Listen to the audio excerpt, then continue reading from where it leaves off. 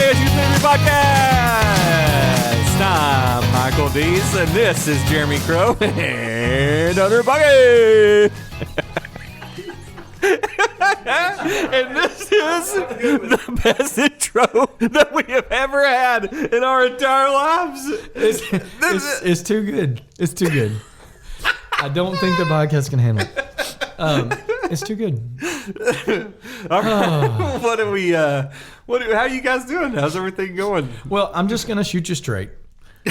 I have been attacked by some sort of reaction in the last 5 minutes, and so I'm sitting here with a box of tissues, and I'm just literally snotting. Yeah, you are. And so you're gonna hear the whole episode, and it's gonna be awful. But regardless of how you feel, it's still a big youth ministry win for all of us to hang out. The show must go on, though. It's a win. It was a youth ministry win. So that's good. Okay, so what are we talking about today, Michael? We are discussing things that are not our job. That's not my job. It's not my job. It's not. Sure, yeah, it's a nice thing to do. Okay, it's a good thing to do. It's something that we should do. We'll even say that. It's something we should do. Let me start by asking this: what is your job? Youth ministry. Youth right? ministry, 6th through 12th grade. I'm hired to minister to the teenagers. That's right. Yeah. Now, obviously, there's a lot of things that fall under that, right? Mm-hmm. But that's my job. Okay, is that everything we do? And you know what? By no means. And you know what? We'll even be a little bit, lenient, loose, little loose with that. We'll even say, hey, if it helps our teenagers in any way, shape, or form, then we'll do it, right? Yeah. Okay. But what about the things that have nothing to do with the teenagers? Do we want to go straight into story time? Go ahead. Do we have the Wayback Machine? We need the Wayback Machine. Yeah, I mean, we can get the Wayback Machine going. That always makes me feel good. I know it does. I almost want it one more time, but I'll let it go. We're gonna go way back to 2017, I think it is. Now we're in a different time. This is 1974. No, we're back in 2017 here, and so that's not my job. So I was called up to the office, and Judy, our secretary, said, "Hey, can you help with a situation?" I was like, "Okay, what's going on?" She said, "There's a lady that needs you to help bury her dog." To which I said, "I'm sorry, what?" And she said, "Well, she's an older lady. She's one of our homebound members. She's really she's had a dog that's passed away, and she needs somebody to come help bury it." And so immediately I'm thinking, number one, it's August in Alabama. I don't know if you've ever dug a hole in August in Alabama, but it's warm. Okay. And so the body's not though, right? The body's cold. So I said, what kind of dog is it? And Judy says, it's some kind of little, small terrier or whatever. So I'm thinking, okay, that's not that big of a hole. I'm a capable, strapping young lad, and so I'll go and bury this dog, right? So I go to this lady's house. I don't know her. I've just been at Coleman a little less than a year, or a little over a year, and so I don't know the lady. She's been homebound for years, and so I get there, I introduce myself, and she tells me, hey, the dog's inside, and I'm thinking, dog died last night. Or this morning, because when do you bury a dog? When it dies, right? Yeah. Well, bless her heart, she didn't have anybody, right? Oh, no. And so it's been like 4 days since the dog has died. And let me tell you how I knew it's been 4 days. When she opened the door, I knew it's been 4 days. Oh my Because goodness. the smell of dog being dead for multiple days immediately takes over, the outside world.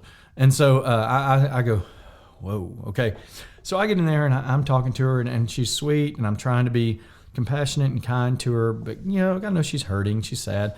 And so I get in there and I go to get the dog and I see the dog. It's definitely dead. It's dead. It's definitely been dead a while.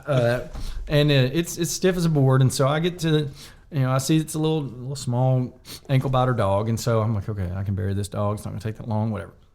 And so she says, hold on, let me get his box. And I said, oh, okay, what?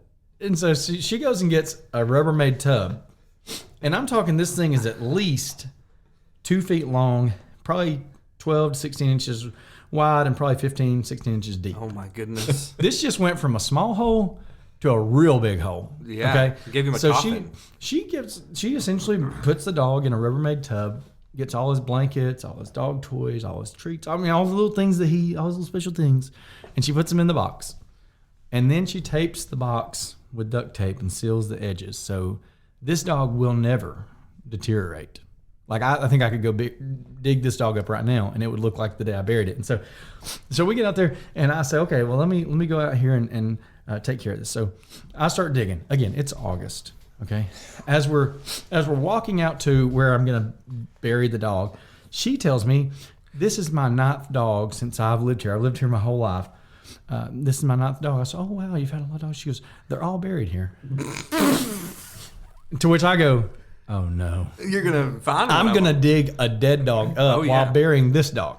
I think. Okay, so thankfully our previous ones had wood caskets. They weren't in Rubbermaid tubs, so they're probably gone at this point. But I get out there, dig. If you've never dug a hole in August in Alabama, it's a fun experience.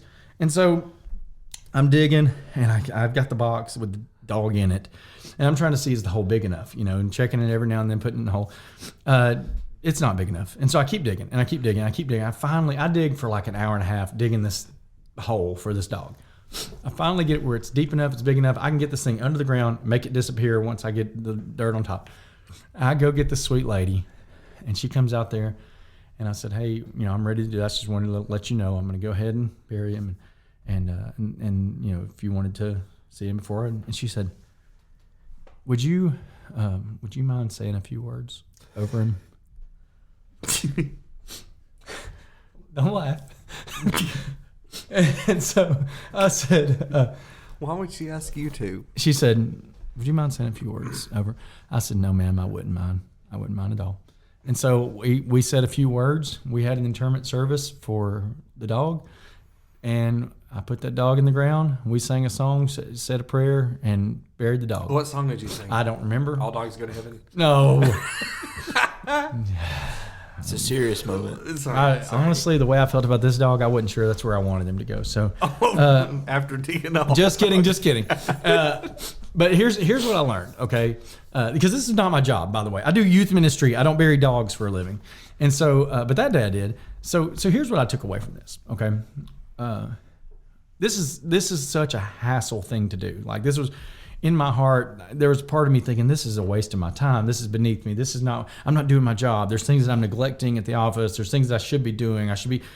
But in this moment, to this lady, nothing mattered more than someone took the time to care about her pain, right? And so, for me, this was a really harrowing moment where I realized some things about myself. One, I got to get over myself a little bit because this is not my job, but there's a member in our church body who was hurting and needing someone to compassionately care about what was going on with her. And y'all, listen, I joke about it now because it's been long enough, okay? But in this moment, I wasn't laughing at the situation. I wasn't making fun of it. I could see this lady's pain, right? Right. And so I think sometimes we think, well, this isn't worth my time, or this isn't worth my effort, or this is a hassle, or I don't have time for this right now. But to that person that we're serving or that we're ministering to, no matter what it is, whether it's going to a ball game, or whether it's helping somebody clean out a room at the building, or whether it's burying a dead dog, right? To this person, it means the world to them that someone cares about them and ministers to their heart in their moment of pain or their moment of hurt. And so that's kind of what I took away from it. This wasn't my job, but it absolutely was something that helped me be better at doing my job with our teenagers when I got back to doing my job. Yeah, that definitely makes sense. I had one time, I met with the eldership and we were discussing some things, and we had someone, it was a homeless person that was living in our breezeway at our church. So like there's this little breezeway where the two buildings kind of didn't connect, but there was a little area there. And we had a big bush that was there that kind of clogged that made it look like that wasn't there. And someone had crawled under the bush and made it their home. They had things there, and we had somebody go out and talk with them and discuss some things with them, and the person started to kind of get a little violent, and we had to call the police and have them come in. Well, when that all happened, all that went down and all that stuff kind of, it was a whole thing. But once that scenario was kind of settled, I met with the eldership in a few weeks after that, and they said, there is a place back here where this homeless person was at that is just trashed. I mean, it's just there's trash. There's like he just didn't even use like a garbage bag or anything to put all his stuff in, and then we just have a ton of trash back there, and we want you to clean that up. That sounds like your job. Yeah, definitely. It was at that moment, and so I had to go back there, and I mean, it's exactly what you would imagine. There was a lot of things back there that were. I cleaned it up, and then that also, because I guess I did such a good job, that also got me the job of cleaning up the entire outside of the church building each week. Every Saturday, that was my responsibility. That's a big job. The outside of the church building. It's about an hour and a half every Saturday. So that's one of the good things. I'm not sure it taught me anything, but it definitely was something that I did that was not my job. So go ahead, Hunter. I love that. We had a member, I think it was right as I started full time at Flint. So we're looking around 2018, and he had to have a kidney transplant. And he didn't really have any family in the area or things like that. And Chris approached me and said, hey, one of our members, he's going to the Vanderbilt Hospital. We need to be there for him and sit with him while he's at the hospital. And I thought that meant like, okay, I'm going to go for a couple of hours. And what I didn't know was Chris was telling me that I was going for 24 hours to hang out with this member. I don't really know this member that well at the time. I didn't know him that well, didn't really know who he was. He'd been to church a couple of times. I've seen him. And now he's telling me that I have to spend 24 hours with this guy. And he's like, hey, don't worry. He's going to be like, he just got out of surgery. He's going to be asleep most of the time. Like, all you have to do is just sit there. And if he needs anything or needs to talk, just be there. I'm like, oh, okay, yeah. I walk in. He's wide awake. Doesn't sleep at all until I get through there. And just me being a younger minister, I was super nervous going into it. First of all, never been to Vanderbilt Hospital. Get lost 3 or 4 times, finally make it to the room, and they buzz me through all these doors. I'm sitting there with them, and they're, and he's sitting there talking, and what it turned out to be was a great friendship that came from that. Yeah. Something that really, yes, it is my job as a minister of a church to be there for the entire congregation, but really what we said is our focus is 6th through 12th grade, but I was able to be that minister for this man, and now we're really good friends. I see him every Sunday. I get to sit there and talk to him. I get to, and we'll still talk about the time that we spent at Vanderbilt together. And it's just something that was very easy, that wasn't really one of those things where I felt like it was underneath me, but it was one of those things where I was just super nervous for some reason of going and sitting with a member that I didn't really know or have a great relationship with, that turned out to be a huge blessing in my life. Yeah. It's just something that's super neat that didn't really turn out to be that way. My other one is, I'm in charge of cleaning the baptistry. And I don't know if anyone listening is in charge of that, but that is, to me, the scariest thing about my job. And I don't mean it like that. I get distracted very easily. Or like I'll go and do like 8 or 9 different things at the same time. And I am so scared that I'm going to empty it and then turn the water on to fill it back up and completely forget. And then like 3 or 4 days later, come into the auditorium and like the place is just flooded. Yeah. But I'm just so terrified of that. But it's something that where it makes me take something out of my day that I usually don't do and go do that. So what I do is once I empty it and I have to clean it out. And then once I start filling it back up with water, I'll just sit there until it's full. And it might take an hour and a half. It might take 2 hours. But I'll bring my laptop. I'll just sit on the steps and just wait for it to fill up. Yeah. Jeremy, do you have another time where you did something that was not your job? Well, so like one of the tasks that I do at Coleman is I manage the church sign. And part of that is I just haven't handed it off. There's people willing to take it on. I just haven't let it go yet. Not because I necessarily love doing it, but because it's kind of a hassle to teach somebody how to do it. But I manage our road sign, and it's a digital, you upload the images. Hey, it looks good, by the way. You do a good job. Well, and you're really good at marketing too, so I think that really helps. One of the things I was going to mention, though, so much of what we teach in ministry, in youth ministry, is about pride and humility, right? And so Proverbs over and over and over again talks about the difference between the prideful heart or the humble heart. Proverbs 18:12, says, before the downfall, the heart is prideful or haughty, but humility comes before honor. And I think that this kind of stuff, when it's not our job, but we still have to do it, sometimes it is something that's kind of menial and unimportant to us. But that humility of heart, of seeing something as an important task to serve someone else, I think that does bring honor with time, right? People recognize, hey, this is someone who's willing to help others, even if it has nothing to do with youth ministry. And there's some humble things you do at times. One of the things that when we interview interns that I straight up say in the first welcome interview for the summer welcome session is to say, hey, listen, there's nothing that you're going to be asked to do this summer that is beneath you.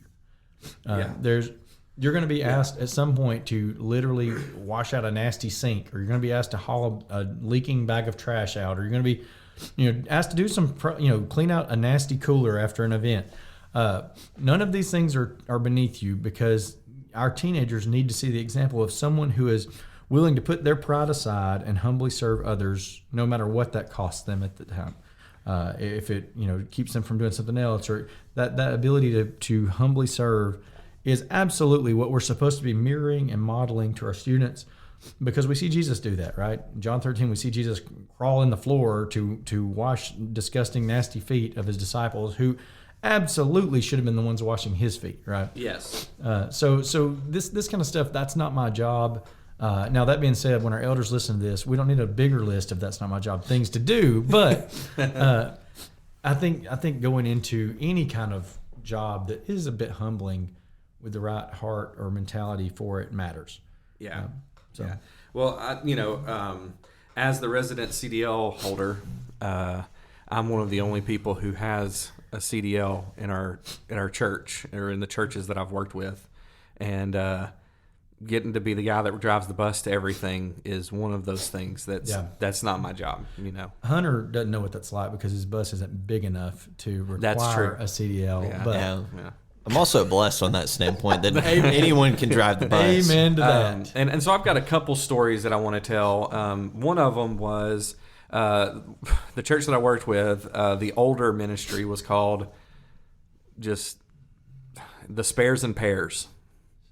I'm sorry, what? The older ministry, the older members. And that's your 65 and older group? 65 and older group is called the Pairs and Spares. P-A-I-R or P-E-A-R? The Marrieds and Widows. Okay. Okay. I didn't know if they were making fun of like body shape. Pairs. Oh, goodness. So that's an interesting name. The Pairs and Spares. We had the prime timers. Yeah. I like that. I like that one. And so they asked me to. They said we don't have anybody else that can drive the bus, and so we need someone that has a CDL that can drive the bus to. And it was a Memphis Redbirds game, so a baseball game, and we took those with us. I took the two interns with me that summer, and so that was their first. It was on a Monday. We went on that Monday when I drove the bus, and I'll just tell you, it was actually a really, really fun trip, mainly because of the older members that we were with. I had not spent any time with them or anything like that until that trip, and it helped me build relationships with those people. And I had been working there for about a year, and it helped me build a relationship with those members, and was a really big blessing for me. One of them, Miss Becky, her birthday was yesterday. I sent her a text message, and she would invite us over to eat with her, and it all came from me driving that bus for that one trip. And she would call up our staff and say, "Hey, y'all, let's all go out to eat," or we would all go to her house and she would cook for us. It was a really cool thing. This last time, I actually wasn't the bus driver, but I was asked to come, and it was a funeral for one of our members, and a lot of the people had been affected by this death, and the funeral was about an hour and a half away, 2 hours away, south of Birmingham, and we all went to the funeral, and it was a really good funeral, and the time afterward was what was really fun, because we had to stop and eat dinner on our way back through, and those ladies were hilarious. They were so funny, and it had such a great time. Those relationships like that that are built from that was not my job. I was not required by anything to go to that. I chose to go to it because it was the right thing to do, and I felt like I should do it. And when I did, my youth ministry was blessed. Those same members are now spending time with our teenagers, or finding ways to spend time with our teenagers. So. Yeah, so kind of what you're saying with that, we've had a similar experience. One of the elders that they have a weekly Bible study. Steve leads a Wednesday morning Bible class, and Steve's the man. They go out to eat after their Bible study each week. And so it was the last one of the year. They stop in the summertime. And so one of our elders, the first week our interns had gotten there, he said, "Hey, would you mind driving the bus? Nobody else can drive it. Would you mind driving the bus and taking us to Buc-ee's?" And so I got to I'd hate to have to take them to Buc-ee's. Yeah, so I got to take this group of older members to Buc-ee's, and we went to lunch at Hartzell's Cracker Barrel, and we went on up to Buc-ee's, and it was awesome. But what's really cool, and since then I've voluntarily, come in like at the beginning of their Bible class, not every week, but every now and then I'll come in and I'll say, "Hey, would y'all mind if I drive you to your lunch today?" Right? I know they're going to go eat, and so I said, "We're going to go," but I take them out to their lunch, and what I've found, and they're going to listen. If anybody actually listens to this from that group, they're going to know my tricks. But a lot of the people that I take on this bus are usually the people that call and say, "Hey, is there a kid that needs to go to camp and can't afford to go?" Right? Oh yeah. And they're the people that are in my corner saying, "Hey, we're going to give a scholarship to help this kid go to the mission trip, go to the camp, go to the retreat." Which is really cool. And part of that is they know I love them. They know I've served and helped them in that way, and they want to serve and help our ministry. Kind of what you're saying. It's cool. Yeah. Well, and what we're seeing from all these stories is, even though it's not in our actual personal, that's my job, 6th through 12th grade, what we're seeing is that anything that we do for the church in general will benefit our ministry in the long run. So oftentimes we're so focused on just our ministry that we often lose sight of the big picture. And when we look at that big picture, we see that not only does it bless us spiritually, it blesses our ministry along the way too. Yeah. I mean, sitting here and recording this podcast is not technically our job, right? No. But it's definitely, I think, if I didn't think that this was helping someone, then I wouldn't be doing it. Yeah. Me and Jeremy, I've discussed this with Jeremy multiple times. Like, this isn't what I want to do. Like, this isn't something that I'm comfortable with. I am very uncomfortable doing this. And you're going to have to coach me through it, and you're going to have to help me through this, because I want to help people. And I wish that there was something like this that I could have listened to, that I could have, had that sounding board when I was starting out as a youth minister, or even a few years in, even 5 years ago, 2 years ago. I wish there was something that I could listen to like this. That would benefit me in my ministry, whether I was going through something tough, whether I was having really, really great days. It's great to hear from youth ministers that are in the trenches doing the things, are really striving to help people. Well, and two, when you're in youth ministry, when you're new into youth ministry, realize that it's okay to change your schedule. You don't have to. You have everything planned out. You know what you're going to do for that day. If an older member comes up, or a member comes up, and they want you to do something for them, or help them out, or just be with them, do that. Change that schedule around. You can get some stuff done at a different time, and just have time for other people as well, outside of your actual ministry within the church. Yeah. So much of what we do in ministry has nothing to do with the tasks that we were set to do in ministry. It's all about loving people and caring about them where they're at. We've all been, every job that I've had, I have been given a job description. Do y'all have a job description? Yeah, sort of. Yeah. Yeah. Sure. And on that job description is probably 15 things that a lot of times those 15 things, I can get those done on Monday. Yeah. And then I'm done, and as far as what they've said, this is your job description. This is what we expect from you. These are our expectations. Once you meet those expectations, that should be it. Right? If you only did those 15 things, people would think you're bad at your job. Yeah. Well, but that's all that you're being asked to do. Right. The reason why we're ministers is because we feel that we've been called to something more than that. Yeah. If we were to just do that, like Jeremy said, they'd think we're bad at our jobs, right? But that's all that we're required to do in a lot of cases. But we want to do more because we love the people that we're working with. We love the church. We're wanting to see growth. We want to see relationships being built. We want to go out of our way to make sure that the things that we're doing are beneficial to the church, are going to increase people that we get to be with in heaven. And with this, those of you that are listening to this that may be going into ministry or currently working in ministry, we're not saying that everything is your job to do, right? You shouldn't have to do everything there has to be done in church. But the spirit with which you do your job, because I've absolutely worked alongside people who had this mentality of that's not my job and I'm not going to do it. And it hurts the church, honestly. It does. It hurts the church when you have that kind of mentality. Having that humility of spirit to say, I'm willing to serve. If I can make it work, if I can figure out the time, if I can do it, I'm going to do it to serve someone else. It's a big deal. You can't get bogged down and doing all the not your job things to the point that you don't do your job, right? I've had those kind of moments before where I went to the eldership and I said, hey, listen, I've been doing this thing on the side to help other people in our church. I'm going to take a step back from that because my task that I want to do really well is youth ministry. And I hate to say this, but I'm going to let this thing go and someone else needs to pick up the ball here because I need to do what I'm really paid to do well is minister to these teenagers. Yeah. But if there's a way that I can serve, I'm going to try to figure out how to make it work, right? Yeah. Any ministries that our churches do, we should try to be involved in them, whether it's youth ministry related or not. If we have a Super Sunday, and if I can be of any help to plan that, to organize something, to set tables and chairs up, anything, I'm going to be willing to do it. Number one, because it does serve my kids.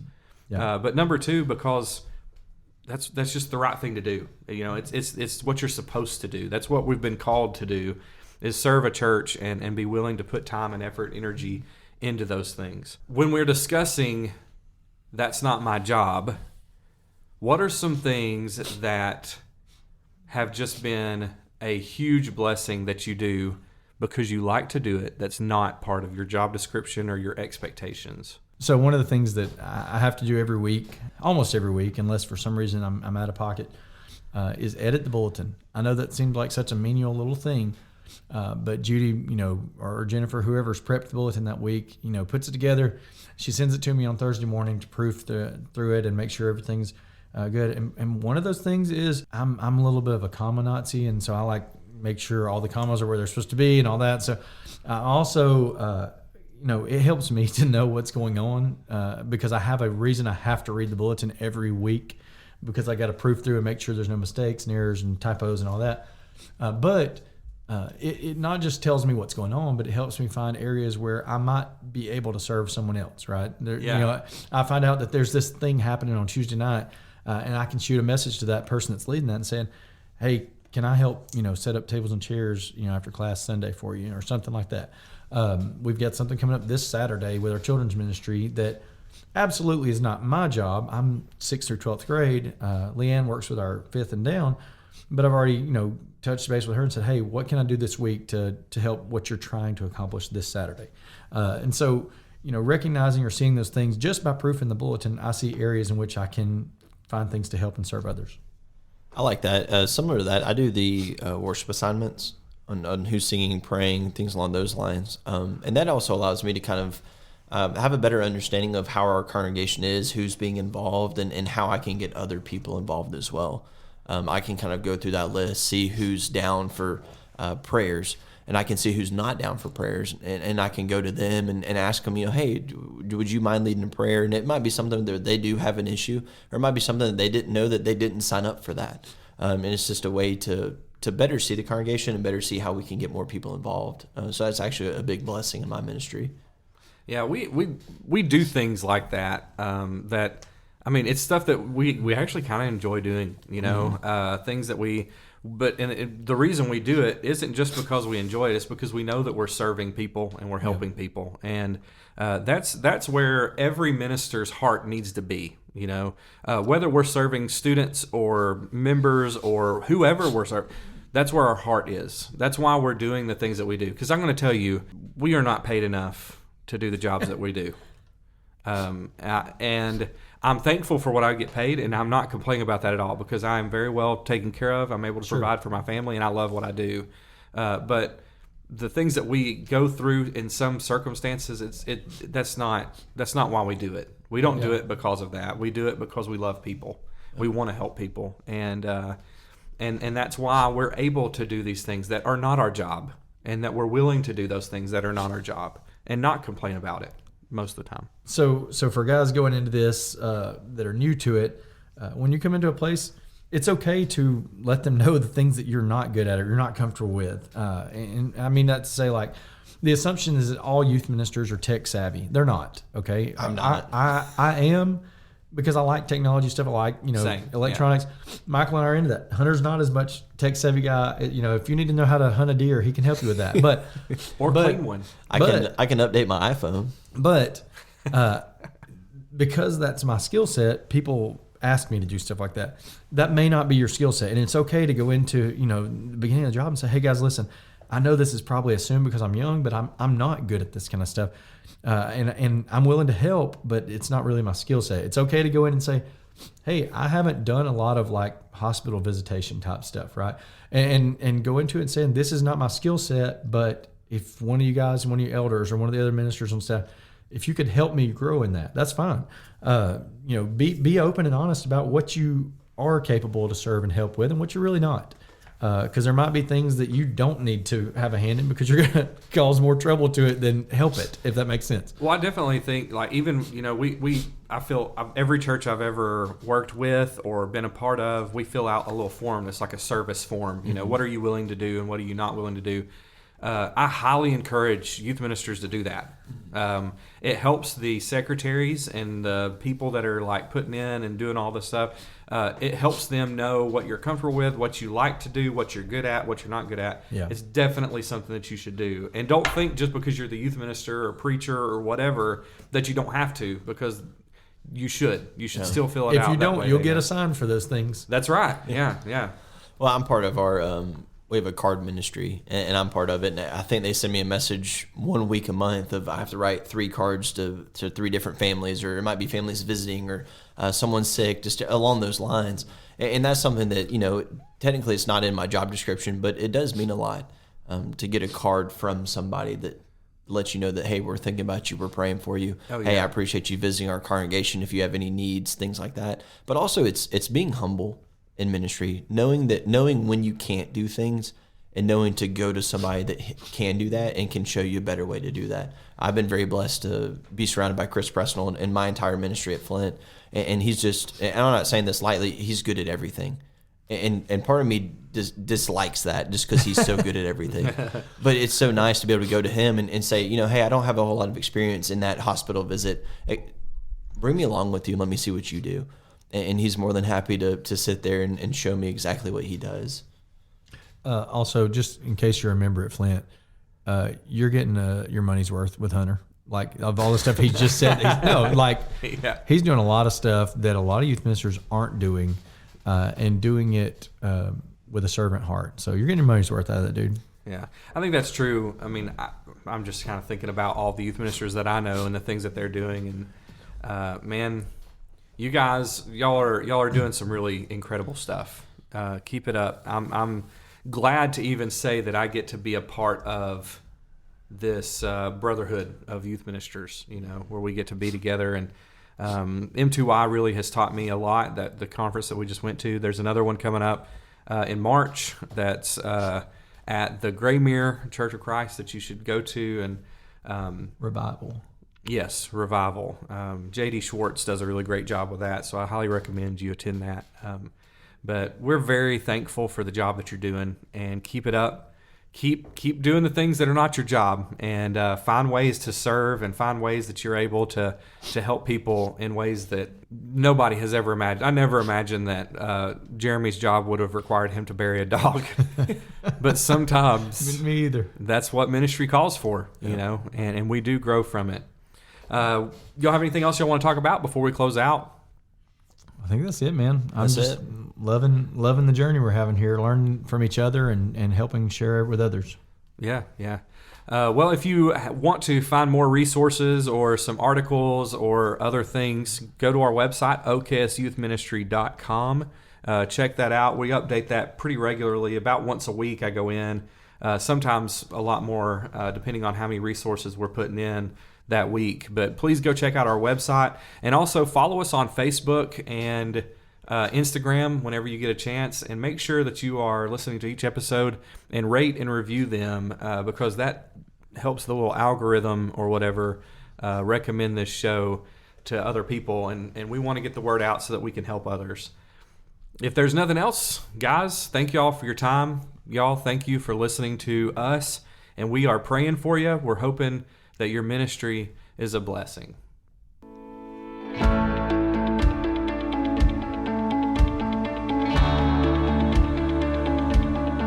Thanks for joining us today in the important conversation of youth ministry. Go and follow us on Instagram and check out oksyouthministry.com for more information about our upcoming episodes. We'll be dropping a new episode every Wednesday morning, and we look forward to talking with you again next week. And hey, it's okay to be the OKS youth minister around, but let's all strive to be just a little bit better.